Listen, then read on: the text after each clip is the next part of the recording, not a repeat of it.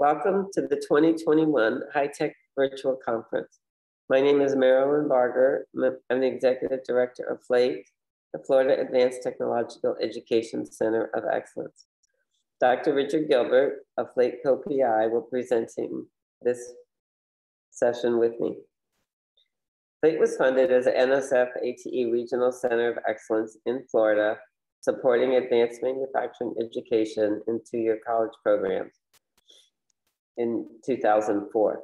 About 1 year ago, we transitioned to our Florida MEP, Manufacturing Extension Partnership, which is a NIST-funded center that is housed in every state to support small to medium manufacturers. This project was funded by NSF ATE through our new home that Florida makes. I'm going to start by introducing our team. Myself, Sam Anjani of College of Central Florida, and Richard Gilbert from the University of South Florida served as the PIs. June Wolf, Tina Berger, and Phil Santonzi from Florida Makes also provided a lot of support engaging their networks across the state. The goal of this Caucus Project was to identify technologies in Florida, small to medium manufacturers that directly contributed to Florida's technician skills gap. We started our work by investigating what was defined as Industry 4.0.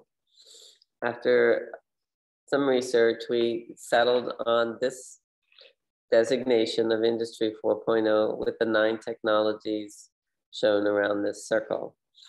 This particular list of Industry 4.0 technologies came from the Boston Consulting Group, but many others exist, and they are all very similar in content. All right, so going around this loop, starting at the top of these technology areas: autonomous robots, simulation, horizontal and vertical system integration, industrial Internet of Things, cybersecurity, the cloud, additive manufacturing, and augmented reality, and big data and analytics. Our Caucus grant activities were interrupted like many others, things that were started in 2020. The one-day event that we had planned and proposed to the NSF could not occur. So we redeveloped our plan to collect the same kind of data with alternative mechanisms. So we decided to develop a questionnaire that would go out to all industry in the state, go out to manufacturers in the state, and a separate questionnaire that asked exactly the same questions, but focused to the educators that would go to the community college advanced manufacturing programs in the state. We distributed those questionnaires last September and collected the data and analyzed those results. And then we did collect as many of those folks who could attend in a virtual caucus, where we discussed the analysis and results of the questionnaire and collected additional input to clarify some of the information that was received. After the caucus, which was in late October, we reviewed the input from the caucus together with the original questionnaire data, and then continued analyzing that, looking for curriculum gaps, and also working on publishing our results. Ultimately, we will be implementing those findings in our state frameworks for advanced manufacturing in the two-year colleges. So the questionnaire looks something like this. It had a lot of questions about demographic information, the name of the organization, what sector or college program for the educators, where they were located, their name, the size of the company based on employees, and also the program, the number of graduates. And then the important question for this particular analysis was the question about the future of work skills, where we had identified 15 skill areas in the Industry 4.0 technologies that we were interested in that applied directly to technicians, manufacturing technicians in the early stages of their careers. We also asked for the number of future technician hires and for the educators, the number of students graduating, the level of the anticipated hires, were they entry level, mid, or high? And lastly, we did ask a question about the importance of industry credentials and which credentials they used. So back to the Industry 4.0 technologies, after further study and comparing these technology areas with our curriculum frameworks, we did identify 4 of them, 4 of the 9 that we thought were particularly relevant to new manufacturing technicians. So these would be the graduates of our programs in the first couple of years that they were working after their education.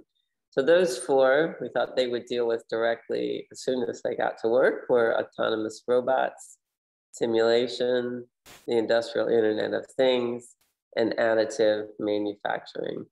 We did alter the additive manufacturing to include subtractive manufacturing and materials, as those came up as important factors in previous work that we had done. There's a lot of machining in our state. So let's look at some of the questionnaire responses. First of all, just take a look at the responses that we did get geographically. Pretty good representation from around the state of the industry. The blue circles with the white stars are the state colleges that participated in the survey. And then the red bubbles are the companies that participated. So we have good coverage across the state. This map is live and you can see it on the Google Maps, and also each bubble's information about who they are is available on that map.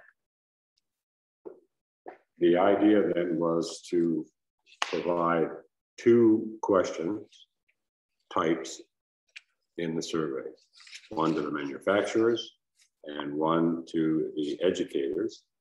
The 2 questions basically were the same structure, and the results of that is what we were working on.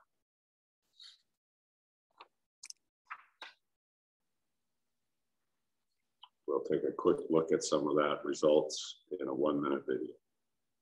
Manufacturers have identified 15 skill areas. Survey information has been acquired from 133 manufacturers and 21 of the 23 colleges that service these manufacturers. This information has been filtered, sorted, and analyzed to identify skill gaps in high demand areas of concern to manufacturers. So the objective of the whole project is to identify existing and new products and operations and how they connect to the engineering technology degree in Florida. The summary skills are here. They are grouped in color groups with autonomous robots at the top, simulations next, things related to internet and the web, and then finally the additive and subtractive materials adjustments. The results now are shown on the right-hand side. They are arranged not in any particular rank order, except that we put the autonomous robots at the top of the table, but the strongest view, or the largest values, are the autonomous robot system integration, which is 38% of the manufacturers thought that was important, and 56% of the educators. You can look at this and scan through it to get the impressions that our manufacturers in Florida and our two-year degree faculty felt. So let's take a look at the summary of the data skills. So the questions we asked ourselves when we were analyzing the results were these: to prioritize. We were trying to prioritize which of these skill areas we would investigate further and take to the caucus to get additional input. So looking back at the data, we defined these kind of boundary conditions. We wanted to look at the skills that were selected more often by manufacturers, likewise the one that were selected more often by the educators. So those were also the last two questions on this slide indicate that same thing. We looked at the places where there were the largest gaps between manufacturers and educators, either one being the more dominant. So in one case, we had a significant gap for manufacturers agreeing that this was an important skill and the educators thinking it was not, and vice versa. Another skill where the educators thought it was important and the manufacturers not. This could be caused just by lack of communication and structure and vocabulary. So we felt it was important to look at these kinds of differences between the responses. We also set a limit of 30% if both of the groups had less than 30%.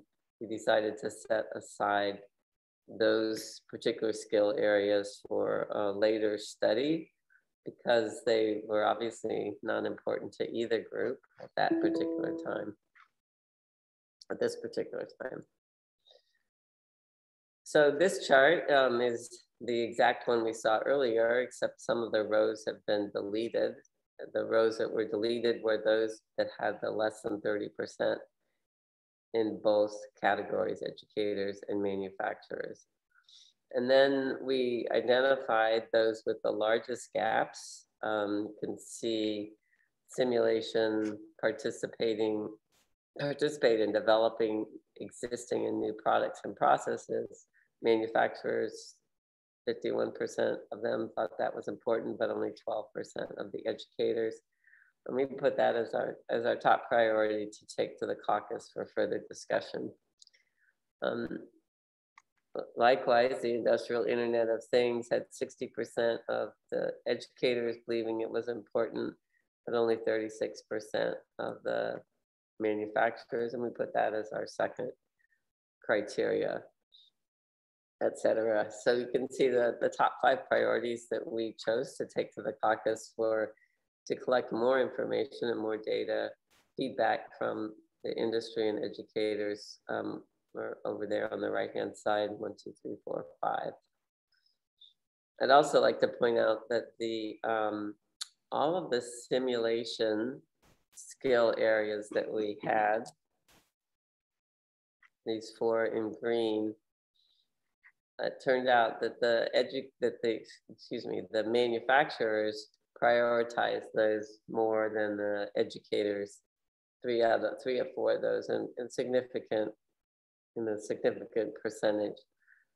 Reading through what those skill areas were: perform root cause analysis, participate in planning and evaluation processes, recommend new situations and new effects on process response, and participate in developing existing and new products and processes contain a lot of higher level thinking skills that the manufacturers were expecting of their technicians. So we moved on to review the input from the caucus. We held the caucus. And right now we're going to talk a little bit about some of the feedback we got from that and then how we aggregated that with the questionnaire data. So in the caucus, after reviewing the data that you just saw, we asked these two questions of the participants for each of those 5 skills that we prioritized. What is the technician's role with this skill, and what skills do technicians need in that role? This is an example of what that data looked like when we deconstructed the chat and also the recording of the event.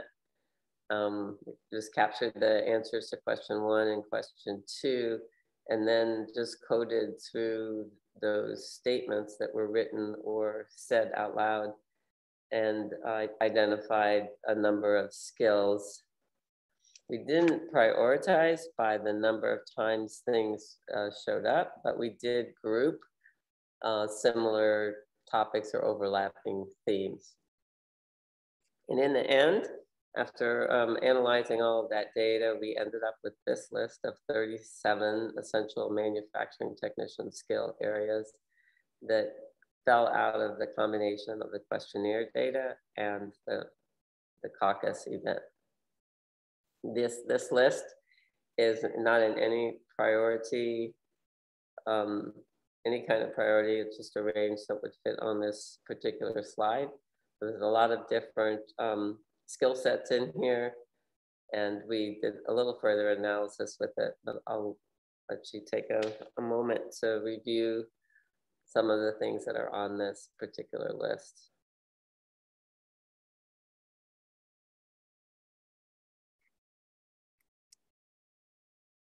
Okay, so one of the things that we did with that list was we started grouping those 37 skills, and they ended up falling into these 6 particular categories that we named after we got done with this shifting around of the skills.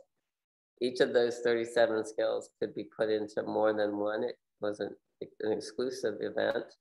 So the interpersonal skills category turned out to be most of our employability skills, creative thinking, those kinds of things.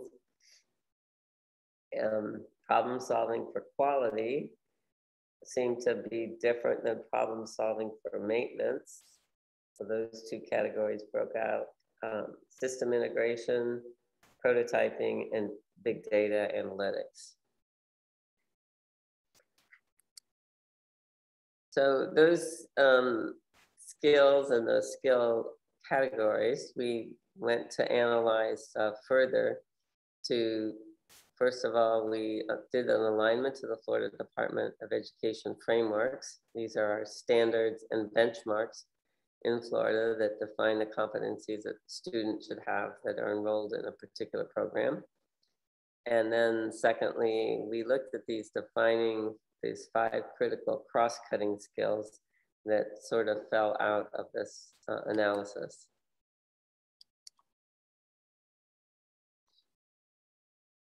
The 5 cross-cutting skills that we identified are in the bottom chart here: technician involvement with engineering, critical thinking, integrating systems, interdisciplinary skills, and diagnostics and understanding the full process. So a lot of higher level thinking skills here, like we mentioned before, for simulation, and some hardware and some more employability skills. This category, they got it into this group of the cross-cutting skills if they showed up in all 6 of the categories above.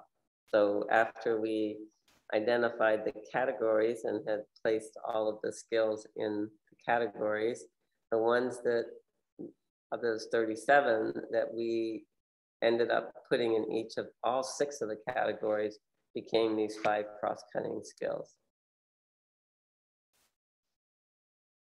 On the second analysis, when we looked at the Florida Department of Education standards and benchmarks, we found several missing skills that were not mentioned or even alluded to in our state frameworks. Those were all around data and kind of analytics in the cloud, data integrity, and data interpretation, basic understanding of databases and networks in the cloud.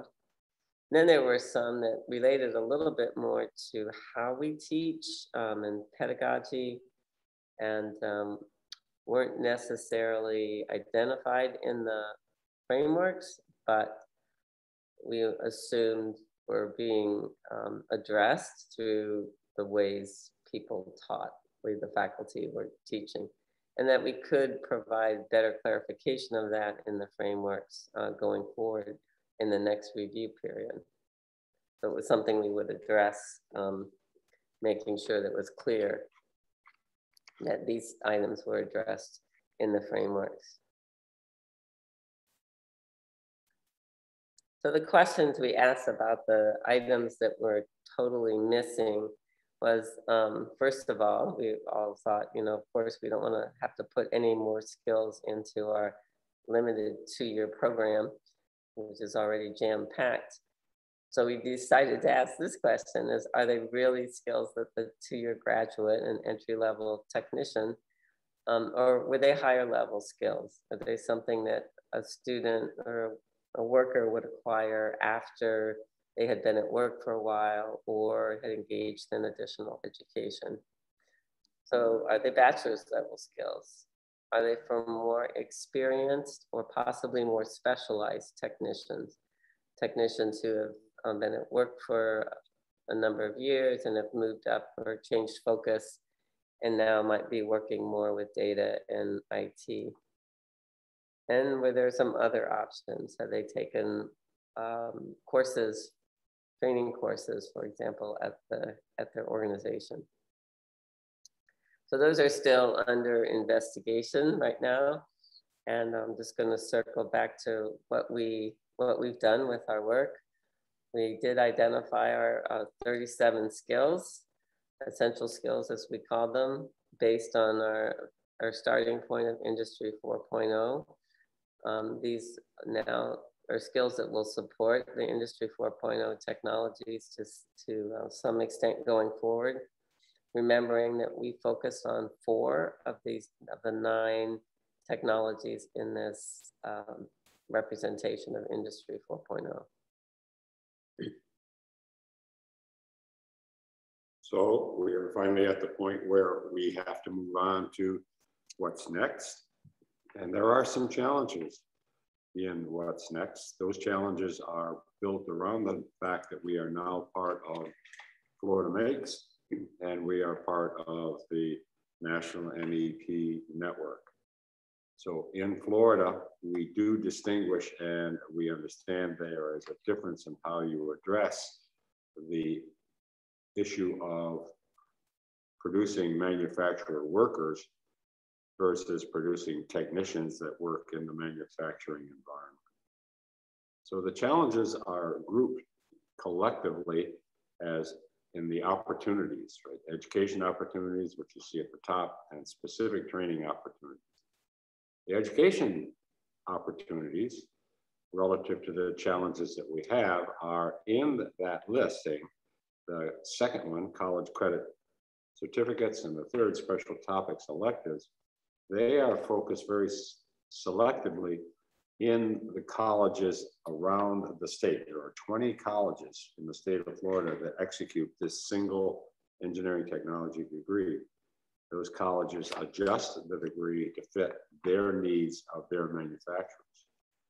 So right in that 3 lists, there's 3 different types of client, if you let me use that word.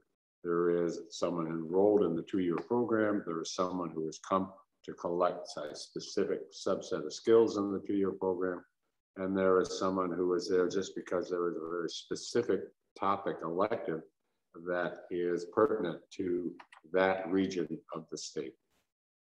The big challenge of all 3 of these is anything in those 3 dots have to have the Florida Department of Education benchmark and standards guidelines. And so in order to keep the degree uniform across the state, the challenge is to make sure that any special topics courses particularly meet the same expectations of standards and benchmarks that would be the case in all of the other 19 colleges. Then the second big challenge for FLATE moving forward with this topic is that we are not just working in that top area anymore. We don't just work in the educational domain. We work in the training domain because it's an interesting difference of the funding process. The National Science Foundation ATE program was focused very tightly on two-year degree programs and accessibility to them and retention in them. The MEP program is very, very focused on what's going on in the factory, on the manufacturing floor, and what has to be done to make that manufacturer successful. So the training opportunities there connect to the actual workers on the floor. So challenging change. We have to change our perspective a little bit. We have to interact with Florida Makes a lot. We have to meet a lot more manufacturers. There's also, we include education equipment suppliers as manufacturers that build this equipment that's used in training in factories as well as in colleges. And then we have a lot of OEM type of facilities, and so we do have to work with that. OEM is original equipment manufacturers. So with that, we hope you saw the benefits of our connection to Florida Makes and the survey that we did with them. We certainly would like you to ask us questions and we would be happy to answer them. But we really, really, really want you to get excited a little bit and contribute some of the things that you have found out in your colleges in your parts of the country. Things are different from region and state to state, but sometimes, as you saw in this presentation, there is a uniform set of skills that we probably need to really accent across the country and work with other colleges. So I will wish you well today and hope you enjoy the conference. Thank you for listening, and give us any questions or visit our webpage and learn more about what we're doing.